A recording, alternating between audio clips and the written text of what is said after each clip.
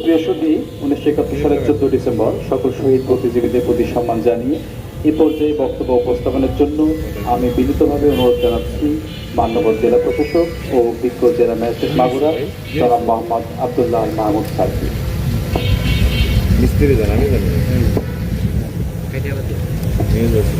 বিসমিল্লাহির রহমানির রহিম।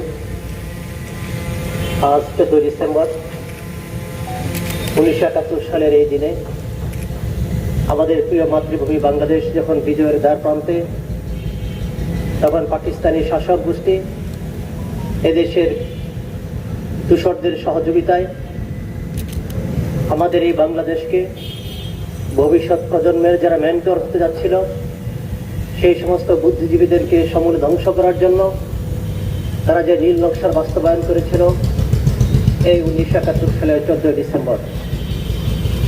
বাংলাদেশ যদিও সেই মেধা এবং মননশীলতায় অনেকাংশে কাভার করেছে, কিন্তু 1971 সালের 14 ডিসেম্বর এই বাঙালি জাতির যে অপূরণীয় ক্ষতি হয়েছিল সেটা কখনো পূরণ হবার নয়। এবং 2 দিন পর 16 ডিসেম্বর পাক হানাদার বাহিনী আমাদের বীর দামাল ছেলেদের কাছে যখন আত্মসমর্পণ করে, তারা আমার সাথে এখানে মঞ্চ উপবিষ্ট। এখানে উপস্থিত আছেন নেত্রকোনা জেলার সুযোগ্য পুলিশ সুপার, মাগুরা জেলার সুযোগ্য পুলিশ সুপার, আমাদের বিভিন্ন দপ্তরের দপ্তর প্রধানগণ, আইন শৃঙ্খলা রক্ষাকারী বাহিনীর সম্মানিত সদস্যবৃন্দ, আমার সহকর্মীবৃন্দ, সকলকে 14 ডিসেম্বরের আমাদের এই বুদ্ধিজীবী দিবসের আমি শুভেচ্ছা জানাচ্ছি। যদিও আজকে বেদনা বিদুর দিন, তারপরেও আমাদের এই সুখকে শক্তিতে রূপান্তর করে আমাদের সামনে এগিয়ে যেতে হবে। 1971 সালের যে আকাঙ্ক্ষা ছিল, মুক্তিযুদ্ধের যে আকাঙ্ক্ষা ছিল, সে আকাঙ্ক্ষা হচ্ছে একটি গণতান্ত্রিক, অসাম্প্রদায়িক, দুর্নীতিমুক্ত, স্বনির্ভর সোনার বাংলাদেশ গড়া। 1971 সালের সেই লক্ষ্য পূরণ হয়নি বিদায় 1990 সালে গণতান্ত্রিক আন্দোলন এসেছে।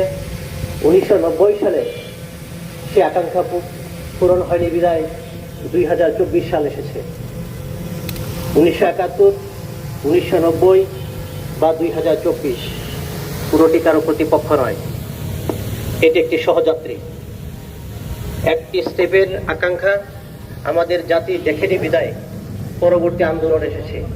আমরা বিশ্বাস করি সর্বশেষ 2024 সালে জুলাই আগস্টে যে গণ অভ্যুত্থান হয়েছে, এদেশের ছাত্র জনতা মিলে যে অভ্যুত্থান ঘটিয়েছে, এই আকাঙ্ক্ষা 1971 সালের আকাঙ্ক্ষার সম্পূর্ণ পরিপূরক। আমরা সকলে কাঁধে কাঁধ মিলে সেই 1971 সালের যে আমাদের মুক্তিযুদ্ধের যে চেতনা, মুক্তিযুদ্ধের যে আকাঙ্ক্ষা, 2024 সালের যে আকাঙ্ক্ষা, এগুলো বাস্তবায়নের মধ্য দিয়ে আমরা আমাদের স্বাধীনতার প্রকৃত স্বাদ যেটি আছে আমরা সেকে উপভোগ করব। আজকের এই দিনে জেলা প্রশাসন আয়োজিত আপনারা আজকের এই অনুষ্ঠানে উপস্থিত হয়েছেন। আমি জেলা প্রশাসন মাগুরার পক্ষ থেকে আপনাদের সকলকে আন্তরিক ধন্যবাদ জানিয়ে এবং আপনাদের সুস্বাস্থ্য ও দীর্ঘায়ু কামনা করে আমি আবারও আজকের এই অনুষ্ঠানে আপনারা কষ্ট করে এসেছেন, আবারও সকলকে ধন্যবাদ জানিয়ে আমি আমার বক্তব্য শেষ করছি। আল্লাহ হাফেজ। বাংলাদেশ চিরজীবী হোক।